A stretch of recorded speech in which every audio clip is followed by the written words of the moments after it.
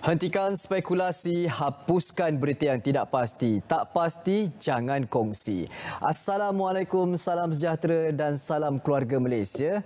Bertemu kita lagi dalam Pastikan Sahih edisi Khamis 17 Februari 2022. Bersama saya Nadine Nordin. Kerap lakukan latihan pernafasan untuk membantu udara masuk ke dalam paru-paru anda dan membersih rembesan. Bagaimana cara untuk melakukan latihan pernafasan ini? Anda boleh saksikan video latihan pernafasan di aplikasi MySejahtera.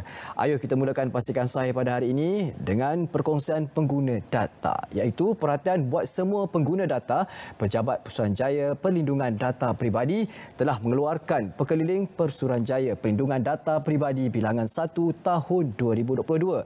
Keperluan untuk mendaftar sebagai pengguna data di bawah Akta Perlindungan Data Peribadi 2010 kurungan Akta 709 dan Perkeliling Pesuruhanjaya Perlindungan Data Peribadi Bilangan 2 tahun 2022. Notis pembaharuan perkaun pendaftaran sebagai pengguna data di bawah Akta Perlindungan Data Peribadi 2010 kurungan Akta 709. Untuk makluman, jika syarikat atau organisasi anda tergolong di bawah 13 golongan pengguna data yang wajib berdaftar di bawah Akta Perlindungan Data Peribadi 2010 kurungan Akta 709, sila pastikan anda berdaftar baharu atau memperbaharui perkaun pendaftaran pengguna data kerana memproses data peribadi pelanggan tanpa perakuan pendaftaran pengguna data merupakan kesalahan di bawah Akta Perlindungan Data Peribadi 2010 kurungan Akta 709. Sebarang pertanyaan dan maklumat lanjut, sila layari laman sesawang ini www.pdp.gov.my atau hubungi talian 0389117987 atau 0389117919. Seterusnya, mengenai kes tetak, kita ikuti kenyataan media Ketua Polis Daerah Pontian tentang kejayaan tangkapan kes tetak dengan pedang di Benut, Daerah Pontian, Johor. Bertindak atas makluman pada 15 Februari, sepasukan polis bahagian risikan dan operasi jenayah IPD Pontian telah berjaya menangkap 2 suspek dan merampas kenderaan. Serta pada 16 Februari, pihak polis berjaya menahan 2 lagi suspek lelaki warga tempatan di Yong Peng dan seorang lagi suspek di Rengit, menjadikan jumlah tangkapan seramai 5 orang. Setelah sebakan mendapati 2 daripadanya mempunyai rekod kesalahan lampau. Kesemua suspek berusia 21 hingga 53 tahun. Kelima suspek ini direman di bawah Seksyen 117 Kanun Prosedur Jenayah untuk siasatan lanjut dan kesemua telah disiasat di bawah Seksyen 326 Kanun Keseksaan dan jika sabit kesalahan boleh dikenakan hukuman penjara maksimum 20 tahun dan sebatan. Ketua Polis Daerah Pontian mengucapkan ribuan terima kasih kepada orang awam yang menyampaikan maklumat dan memberi kerjasama. Kes kematian kenyataan media pengarah Jabatan Integriti dan Pematuhan Standard mengenai perkembangan kes kematian mengejut OKT dalam tahanan. Postmortem telah dijalankan di Hospital Kuala Lumpur pada 16 Februari dan punca kematian adalah coronary artery disease dan kes diklasifikasikan sebagai mati mengejut. Namun, siasatan dari pelbagai sudut masih diteruskan oleh Unit Siasatan Jenayah dan Kematian dalam Tahanan Jabatan Integriti dan Pematuhan Standard Bukit Aman sebelum hasil siasatan diserahkan kepada coroner. Pengiktirafan sijil. Siaran akhbar pengiktirafan sijil vaksinasi COVID-19 secara timbal balas antara Malaysia dan Filipina. Pengembara dari Malaysia kini boleh melawat Filipina tanpa perlu risau selepas kerajaan Malaysia dan negara itu mencapai kata sepakat untuk saling mengiktiraf sijil vaksinasi COVID-19 secara timbal balas. Kementerian Luar berkata susulan itu pengembara dari Malaysia kini dibenarkan memasuki Filipina dengan bukti sijil vaksinasi lengkap dalam aplikasi MySejahtera. Manakala pengembara dari Filipina dibenarkan memasuki Malaysia dengan bukti sijil vaksinasi lengkap dalam aplikasi sijil vaksinasi Vaxcert PH. Kemasukan pengembara juga tertakluk kepada prosedur kuarantin semasa yang ditetapkan oleh pihak berkuasa di kedua-dua negara. Ini pula kami bawakan ikuti siaran media Menteri Pengangkutan Malaysia mengenai pembukaan semula sepenuhnya Vaccinated Travel Lane VTL antara Malaysia dan Singapura. Kementerian Pengangkutan Malaysia MOT ingin memaklumkan bahawa penjualan tiket bas dan penerbangan bagi inisiatif Vaccinated Travel Lane VTL antara Malaysia Singapura iaitu laluan udara dan darat dibuka semula sepenuhnya iaitu 100% daripada kapasiti bas dan penerbangan berkuat kuasa serta-merta. Keputusan ini juga adalah berdasarkan penilaian risiko semasa dan persetujuan oleh pihak Kementerian Kesihatan Malaysia. Inisiatif VTL ini telah berjaya meningkatkan jumlah pengendalian penumpang antarabangsa dan seterusnya membantu meningkatkan sektor pelancongan dan ekonomi negara.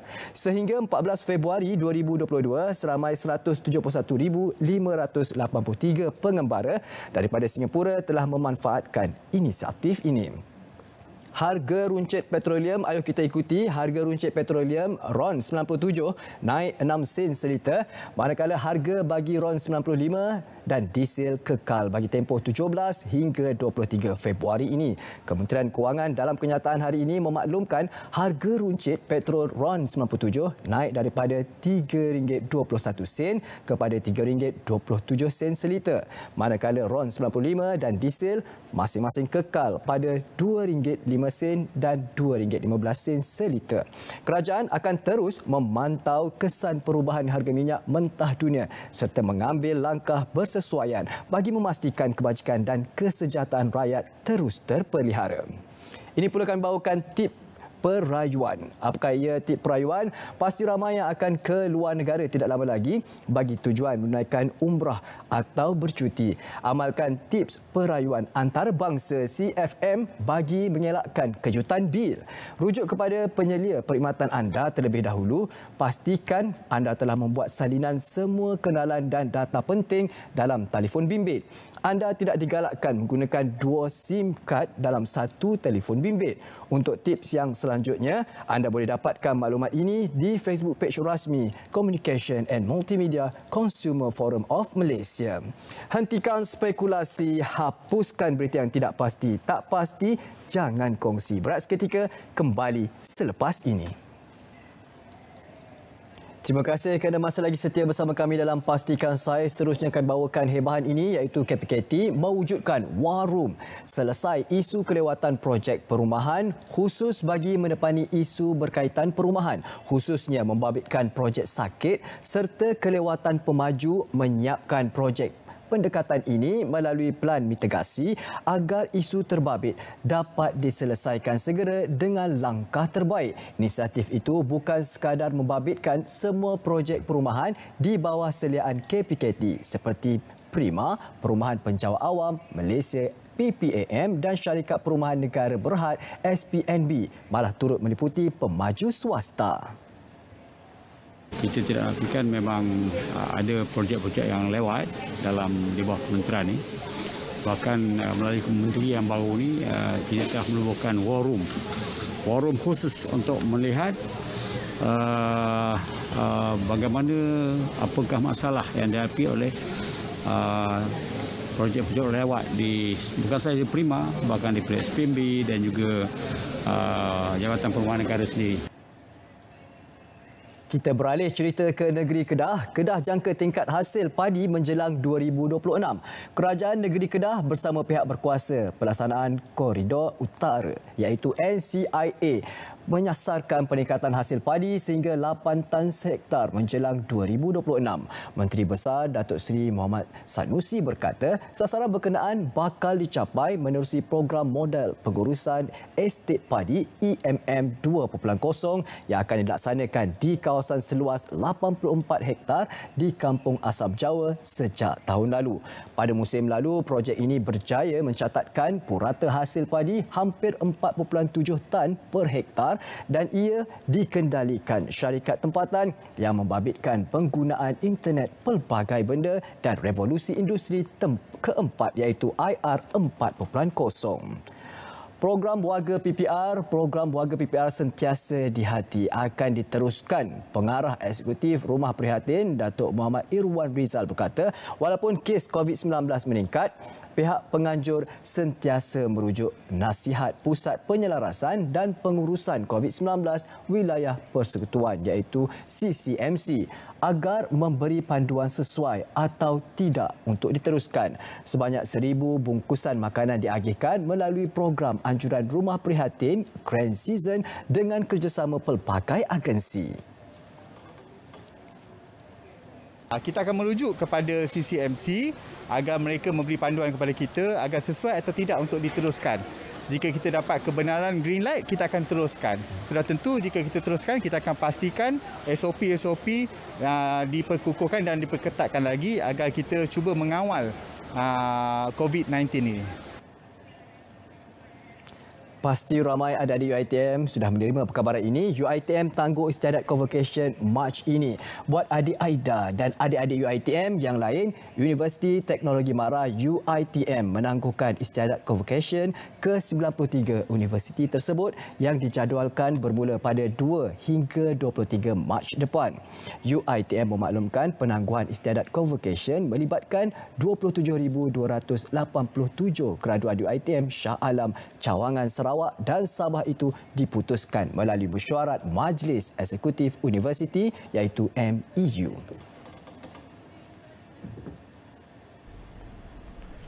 UiTM dalam kenyataan memaklumkan penangguhan itu diputuskan melalui mesyuarat Majlis Eksekutif Universiti semalam. Istiadat convocation tersebut dijangka dilaksanakan pada Jun hingga Julai tahun ini. Penangguhan dibuat berdasarkan saranan Kementerian Kesihatan Malaysia dan keprihatinan Kementerian Pengajian Tinggi berikutan peningkatan penularan jangkitan COVID-19 secara mendadak di seluruh negara yang membimbangkan pihak universiti. Pihak pengurusan UiTM memohon maaf atas segala kesulitan yang dialami graduan dan ibu bapa. Universiti Utara Malaysia UUM menjadi universiti awam pertama berjaya mengekalkan akreditasi Association to Advance Collegiate School of Business iaitu AACSB bagi tempoh 5 tahun lagi. Kejayaan tersebut membuktikan UUM memiliki program ijazah bidang perniagaan berkualiti dan diiktiraf di peringkat antarabangsa. Naib Chancellor UUM, Profesor Dr. Haim Hilman Abdullah berkata, ketika ini UUM antara beberapa universiti di dunia yang menawarkan ijazah dalam bidang perniagaan yang telah memperoleh akreditasi AACSB. UUM merupakan institusi ketiga di Malaysia yang diakreditasi oleh AACSB International selepas Universiti Malaya dan Universiti Putra Malaysia. Ini membuktikan UUM diiktiraf di seluruh dunia sebagai sebuah universiti yang mengeluarkan ijazah berkualiti dengan pelajar dibekalkan dengan kursus dan program terkini. Ia sebagai persediaan untuk melahirkan pemimpin yang berpotensi tinggi dan dilengkapi dengan kemahiran yang diperlukan bagi membina masa depan. Pentauliahan semula akreditasi AACSB merupakan proses penambahbaikan yang rapi dan berterusan. Ia berjaya memastikan 16 program ijazah sarjana muda dan 8 program lepasan ijazah mendapat akreditasi semula. Hikmat e-filing tahun saraan 2021 bermula Mac ini. Pembayaran cukai boleh mengemukakan borang nyata tahun saraan 2021 dan tahun taksiran 2021 melalui e-filing bagi borang E, BE, B, M, BT, MT, PTF dan TP bermula 1 Mac ini. Kenyataan Lembaga Hasil Dalam Negeri memaklumkan sistem e-filing boleh diakses melalui portal rasmi LHDN di www.hasil.gov.my dan terus ke MyTax, terusnya ke Perkhidmatan e-Hasil dan e-filing.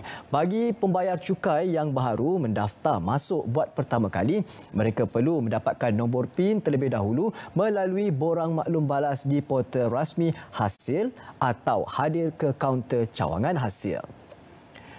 Ujian siren, ya jangan panik. Jabatan Meteorologi Malaysia, Met Malaysia akan melaksanakan ujian siren sistem amaran awal tsunami iaitu SAATNM di wilayah Persekutuan Labuan hari ini 17 Februari 2022. Ujian itu akan dilakukan di Kampung Kerupang dan Kampung Lubuk Temiang.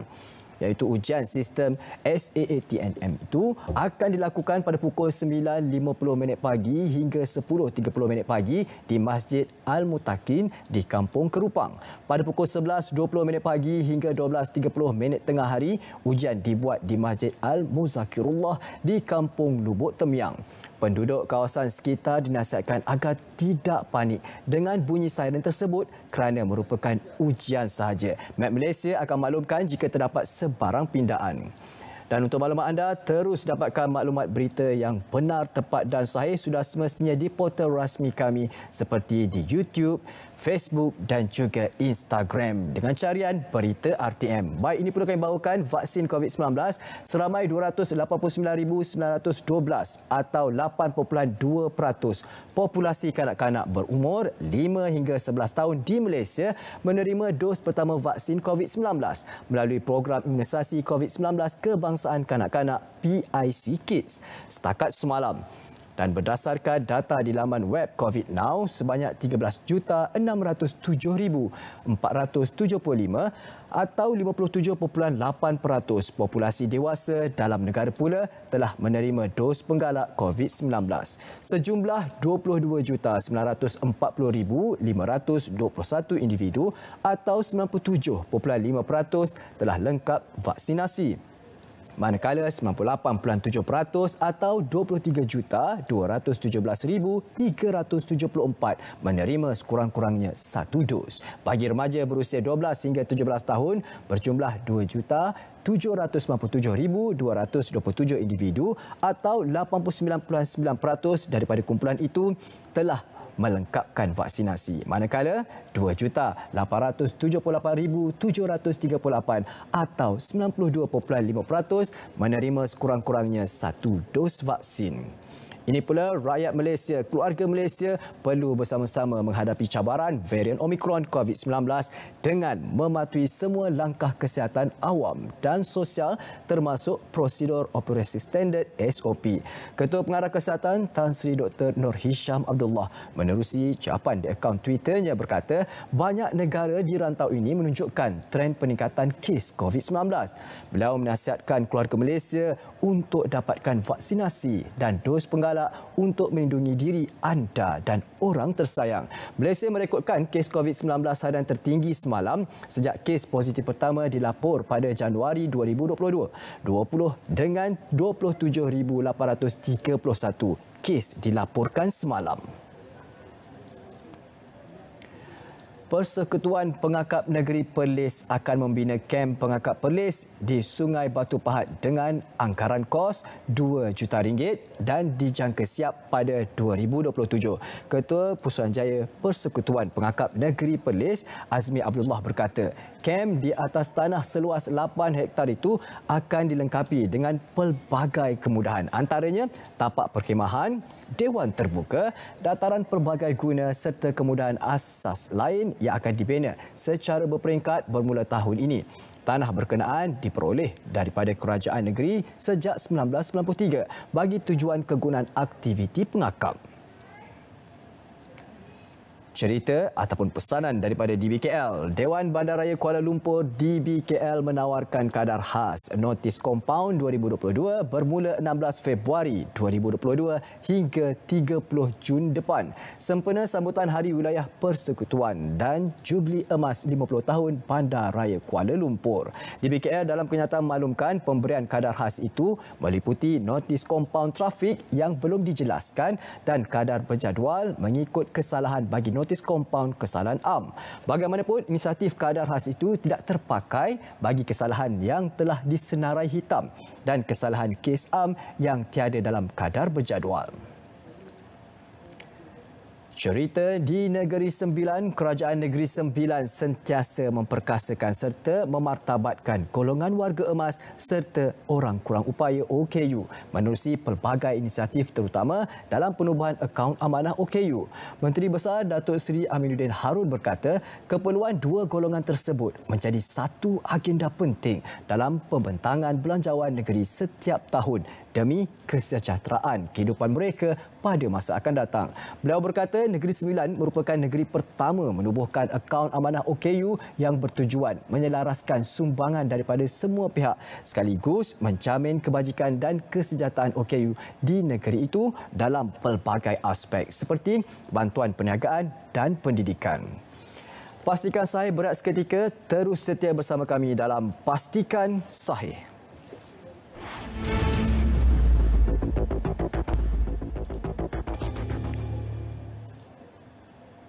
Thank you Brandon and Syuhada. We are back with Pastikan Sahih. Baik, kita teruskan untuk minit-minit yang terakhir. Pastikan Sahih, terima kasih kerana masih lagi setia bersama kami.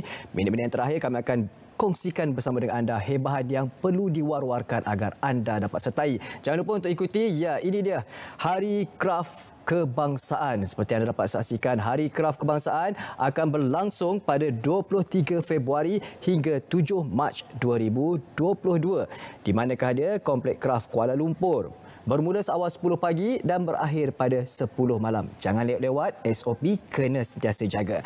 Baik, seterusnya kita bawakan pakej Keluarga Malaysia.